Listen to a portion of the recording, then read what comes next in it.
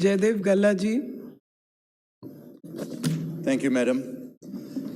Thank you for giving me the opportunity to speak on this piece of legislation, which proposes to specify conditions under which a court can stay an arbitral award. That is, inducement, corruption, and fraud are some of the reasons given for this. While this seems to be very reasonable and correct to narrow down the reasons why somebody can appeal to a court, the comments by Sri Pinaki Mishra ji also needs to be, I think, taken into consideration, and I would request the Minister to please do so. The second objective is relating to the removal of the 8th schedule of the Act, which deals with qualification for accreditation of arbitrators. This is probably because the government does not want to come to Parliament merely to change qualification for arbitrators. This will also help the government to invite foreign arbitrators to take part in arbitration proceedings in the country. I think it seems to be reasonable. So these are the two proposals brought before the House of the Government, which I welcome, Madam.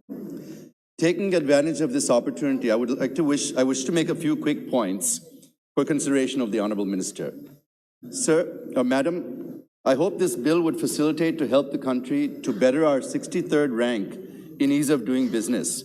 But the main problem or dispute between parties is when there's a problem in execution or enforcement of a contract. But if you look at India's rank in enforcing contracts, as many speakers have mentioned before me, which is one of the constituents of the ease of doing business, it is not so encouraging. We are lagging far behind at 163 out of 190 countries. And the time taken for resolving a dispute here is sometimes running into 1,500 days even, Madam. So I suggest for the consideration of the Honourable Minister to address the issues related to this. And one such issue that needs to be addressed is the state of the judiciary in enforcing contracts. I don't know to what extent this bill will help in addressing that. There is no doubt that we are getting a little success through tribunals and alternative dispute resolution mechanisms under the Arbitration Act, but it is not sufficient because the problem seems to lie still with the judiciary. In other jurisdictions, there is maximum deference and minimum interference by the judiciary in the awards passed through arbitration. So I suggest for the consideration of the Honourable Minister to create a mechanism and see that there is minimal judicial interference, which will help us. The second point is that there also seems to be a problem of incongruous and flawed interpretation of various laws by various courts.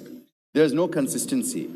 So I suggest for the consideration of the Honourable Minister to give the government's interpretation to what such provisions mean so that they cannot be interpreted otherwise. This, I think, will help the courts and the arbitrators while interpreting the provisions.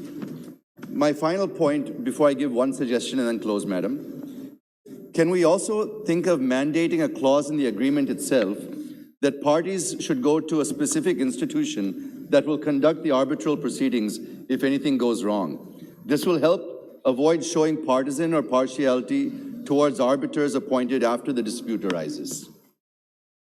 One suggestion I want to make, and the Minister also being Minister for IT and Communication, I think should seriously consider, is that artificial intelligence is now being tested even in the judiciary. I'm aware of some court experiments being done in the state of Wisconsin in the US, where they're using AI to actually produce the sentencing after the judgment is made. So with India's IT prowess, can we also start developing artificial intelligence for arbitration proceedings? No. Because I think the issue of inducement, corruption, fraud, and all these things that we're trying to address here could easily be addressed. And perhaps, except for some very complicated cases, many of the more simple cases should possibly be able to be done by artificial intelligence also. Thank you, Madam.